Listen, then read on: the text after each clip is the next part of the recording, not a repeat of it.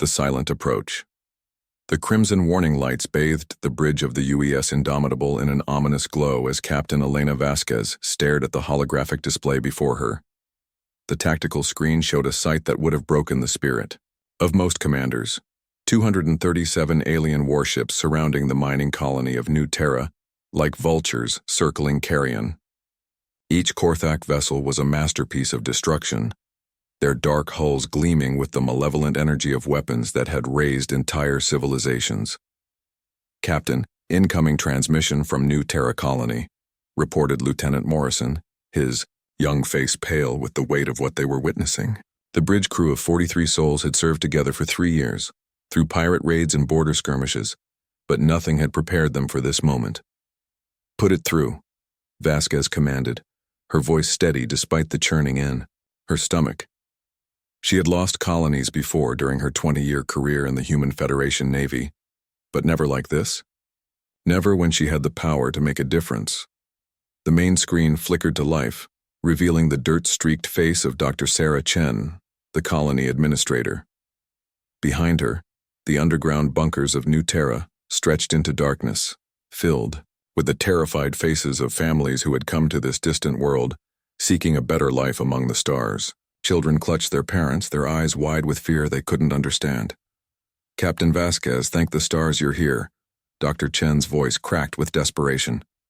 "The Korthak gave us 6 hours to evacuate. That was 5 hours ago. We have transport ships, but they're too slow. The moment we lift off, those monsters will blast us out of the sky." Vasquez closed her eyes briefly, feeling the weight of 150,000 lives pressing down on her shoulders. The Indomitable was humanity's most advanced battleship, equipped with experimental stealth technology that had taken decades to perfect. But against the Korthak Empire's Third Fleet, they might as well be throwing pebbles at a mountain. "Dr. Chen, we're going to get your people out of there," she said, knowing even as she spoke that it might be a lie. "Keep everyone in the bunkers. We're coming." The transmission ended, leaving the bridge in heavy silence. Commander Torres, her tactical officer and oldest friend, stepped beside her chair. Miguel Torres had served with Vasquez since they were fresh-faced ensigns, and she could read the conflict in his dark eyes. "Elena," he said quietly, using her first name as he only did in the most serious moments. Fleet Command's orders were clear. "We're to observe and report. The Third Fleet is too powerful. High Command considers New Terra an acceptable loss." The words hit like a physical blow. Acceptable loss. The cold calculation of military strategy reduced 150,000 human souls to numbers on a report. Vasquez had followed orders her entire career, had trusted in the wisdom of her superiors, but this was different. This was asking her to abandon everything she had sworn to protect. "Sometimes orders are wrong, Miguel," she said, turning to face her crew. Every eye on the bridge was fixed on her, waiting for the decision that would determine not just their fate, but the fate of everyone on New Terra. "All hands, this is the captain." Her voice carried through the ship's communication system, reaching every corner of the massive vessel. In the engine rooms, technicians paused their work. In the weapons bays, gunners looked up from their stations. In the medical bay, doctors stopped their preparations. 800 crew members held their breath. "By now, you all know our situation. We're outnumbered 200 to 1 by an enemy that has conquered half the galaxy. Fleet Command has ordered us to retreat. They've written off New Terra and everyone on it." She paused, feeling the collective heartbeat of her ship. "I'm not going to do that."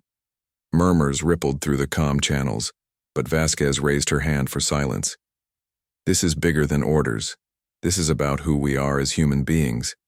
Those people on New Terra aren't just statistics in some admiral's report. They're farmers and teachers, engineers and children. They trusted us to protect them."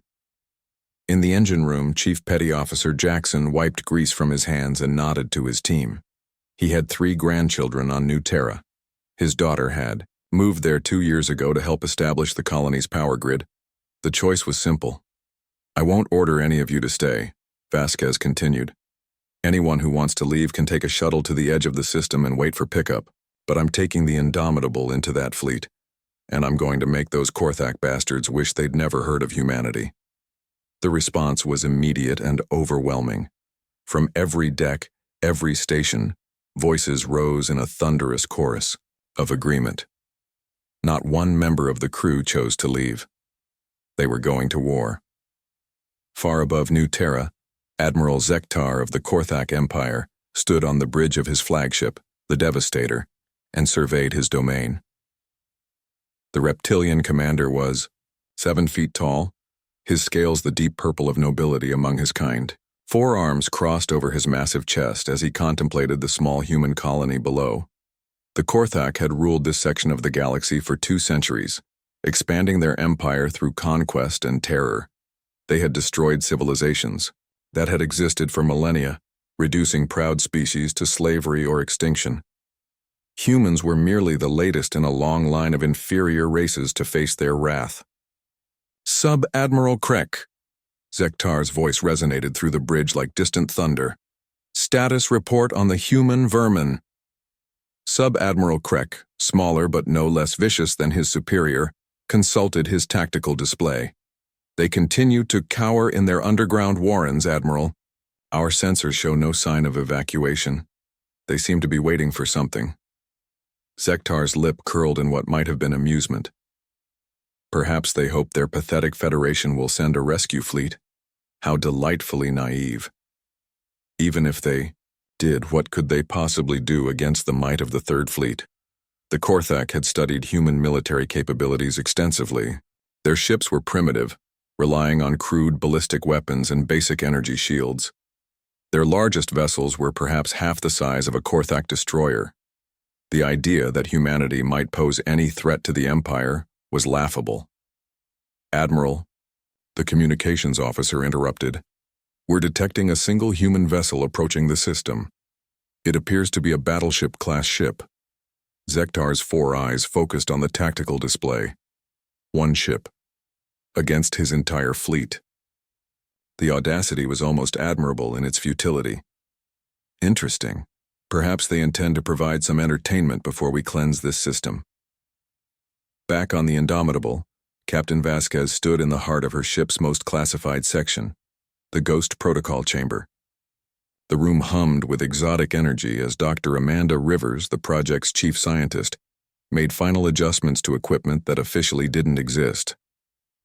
Captain, I have to warn you again, Dr. Rivers said, her hands dancing over holographic controls. The Ghost Protocol has never been tested in actual combat. The theory is sound, but if something goes wrong, we'll be trapped between dimensions with no way home, Vasquez finished. I understand the risks, Doctor, but without it, we're just one more ship against an armada. The Ghost Protocol was humanity's most closely guarded secret, born from the IG's desperate need to level the playing field against superior alien technology. It worked by shifting a ship slightly out of phase with normal space-time, rendering it invisible to all known forms of detection, while allowing it to observe and strike. At will. All stations report ready, Commander Torres announced from the bridge. Weapons are charged, shields are at maximum, and the crew is standing by. Vasquez nodded and activated her communicator. This is for every human who ever looked up at the stars and dreamed of something better. This is for every child who believes heroes are real. Ghost Protocol, activate. The universe seemed to hold its breath as the Indomitable slipped between the cracks of reality. On Korthak sensors, the human battleship simply vanished, leaving only empty space and the echo of a transmission that would soon shake the galaxy. Attention, Korthak fleet. Vasquez's voice cut through the cosmic silence like a blade. This is Captain Elena Vasquez of the United Earth ship Indomitable. You have 60 seconds to withdraw from this system before I show you why humanity doesn't surrender. Admiral Zektar's roar of laughter echoed through his bridge. One ship against his fleet was suicide, but as the seconds ticked by and no human vessel appeared on his screens, a cold finger of unease began to trace its way up his spine. Somewhere in the darkness between stars, death was coming for the Korthak Empire, and it wore the face of human determination. The thunder of war, the moment of revelation, came like lightning splitting the night sky. 1 second, the space around the Korthak flagship was empty, except for the scattered formations of Admiral Zektar's mighty fleet. The next second, the UES, Indomitable, materialized directly above the Devastator, Her weapons already charged and locked onto target. Impossible, Zektar snarled, his forearms gesturing wildly at the tactical display. The human battleship sat motionless in space, its hull scarred from countless battles, its weapons arrays glowing with deadly energy. How had it appeared in the heart of his formation, without triggering a single sensor? Captain Vasquez stood on her bridge, calm as the eye of a storm. Around her, the crew moved with practiced precision, executing maneuvers they had drilled 1,000 times but never thought they would use in anger. The Ghost Protocol had worked perfectly, delivering them into the perfect firing position. "Target their command ship," she ordered, her voice carrying the weight of human determination. "All forward batteries, maximum power. Let's show them what Earth steel can do." The Indomitable's main guns spoke with the voice of thunder. 6 massive plasma cannons, each one the size of a building, hurled pure destruction into the Devastator's shields. The exotic energies that protected the Korthak flagship flared brilliant white, then began to buckle under the concentrated assault. "Hellfire rounds, continuous fire," Commander Torres shouted from his station. The Hellfire rounds were humanity's answer to alien armor, each projectile containing a miniature star that would burn through any known material. They had been designed in secret, tested in hidden facilities, and now they were about to prove their worth. The Devastator shuddered under the bombardment, its mighty hull groaning as Hellfire rounds punched through shields that had withstood the weapons of a dozen conquered species. Atmosphere vented from punctured sections, and emergency lights began flashing across the massive ship's surface. "Return fire. All ships return fire," Zektar screamed, his composure finally cracking. But the Korthak fleet was in chaos. Ships collided as they turned to engage the human vessel, their formations dissolving into confusion. The psychological impact of seeing their flagship under attack was as devastating as any weapon. The Indomitable danced between the alien warships like a predator among prey. Captain Vasquez had studied every recorded battle with the Korthak, analyzed every tactical report, and identified their weaknesses. The aliens relied on overwhelming firepower and rigid formations, but they lacked the flexibility that came naturally to human commanders. "Helm, take us through their destroyer line," Vasquez ordered. "Weapons, target their engines. Let's see how well they fight when they can't maneuver." The human battleship streaked through space, its hull glowing from near misses as Korthak weapons tried desperately to track its movements. But humanity had learned hard lessons in their first encounters with alien technology. The Indomitable's armor was a masterpiece of engineering, designed to absorb and redirect energy that would have vaporized earlier ships. As they passed the first destroyer, the ship's secondary batteries opened fire. Precise shots disabled the alien vessel's propulsion systems, leaving it spinning helplessly in space. The second destroyer tried to ram them, but the Indomitable rolled gracefully away, its weapons carving deep wounds in the alien hull. "Captain," Lieutenant Morrison called out from his station, his voice tight with excitement and fear. "I'm reading massive power fluctuations from their flagship. I think we've damaged their main reactor." Vasquez allowed herself a grim smile. The Korthak had underestimated humanity once again, assuming that superior numbers would guarantee victory. But they had never faced an opponent who combined desperation with ingenuity, who could turn their very arrogance into a weapon. On New Terra, Dr. Chen watched the battle unfold through the colony's sensor array. The underground shelters were silent except for the soft whispers of prayers in a dozen languages. Children pressed against viewing ports, watching lights flash in the darkness above their world. "They're fighting for us," Chen whispered to her assistant. "One ship against all of them, and they're fighting for us." The news was already spreading through the colony. Miners who had thought themselves forgotten by Earth wiped tears from their eyes. Families who had expected to die held each other tighter, hope flickering in their hearts like a candle in the darkness. But the battle was far from over. The Korthak fleet was regrouping, their initial shock giving way to cold fury. Admiral Zektar, his flagship wounded but still functional, began issuing new orders. If the humans wanted a fight, he would give them one they would never forget. "Deploy the gravitic disruptors," he commanded. I want that ship torn apart at the molecular level. The gravitic disruptors were weapons of mass destruction, capable of creating artificial gravity wells that could crush a ship like an eggshell. They required enormous amounts of energy and could not discriminate between friend and foe.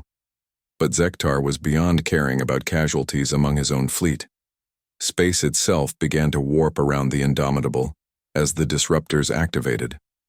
Vasquez felt the deck plates groan beneath her feet as gravitational forces tried to tear her ship apart. But humanity had not come this far by accepting defeat.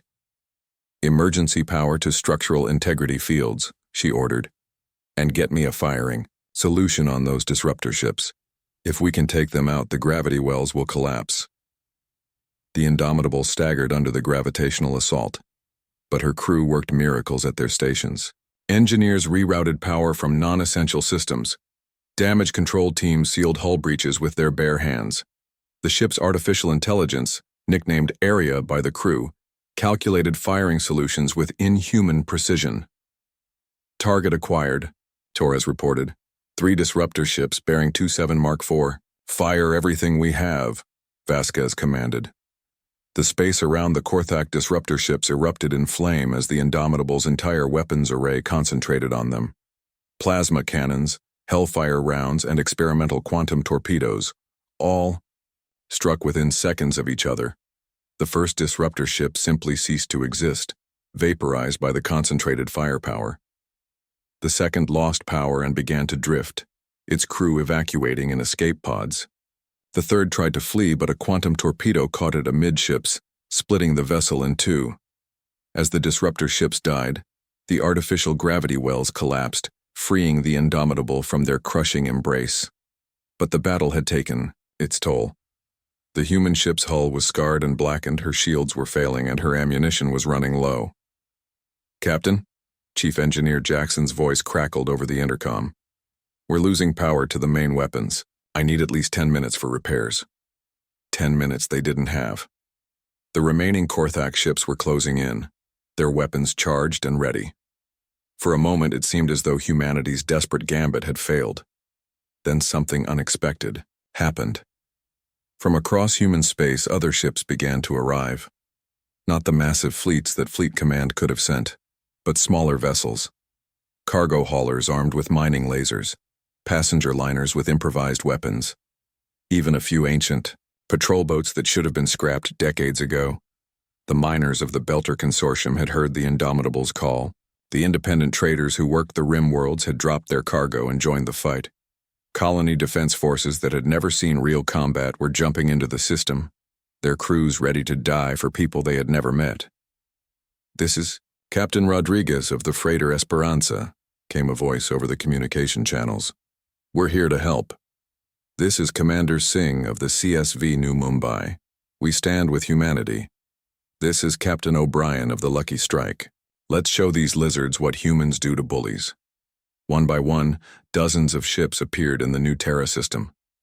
None of them were warships in the traditional sense, but they carried something more valuable than weapons: the indomitable human spirit that refused to accept defeat.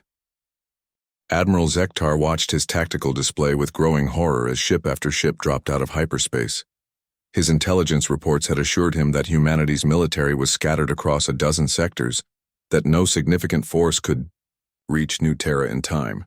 But this wasn't a military response. This was something far more dangerous, an entire species united in defiance.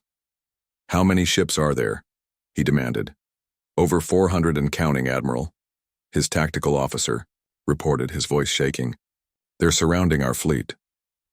The Battle of New Terra had become something unprecedented in galactic history. Not a clash between organized militaries, but a confrontation between an empire that ruled through fear and a species that refused to be afraid. Captain Vasquez watched the improvised human fleet take positions around her battered ship and felt tears sting her eyes. These people had risked everything to answer her call, leaving behind their jobs, their safety, their comfortable lives to stand against impossible odds. "All ships, this is the Indomitable," she broadcast.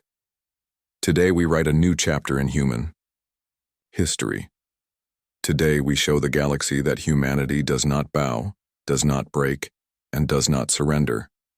For Earth, for humanity, for the right to exist among the stars.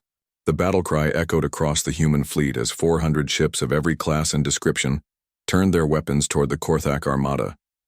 The Empire had expected to face a scattered colony defense. Instead, they found themselves confronting the fury of an awakened species.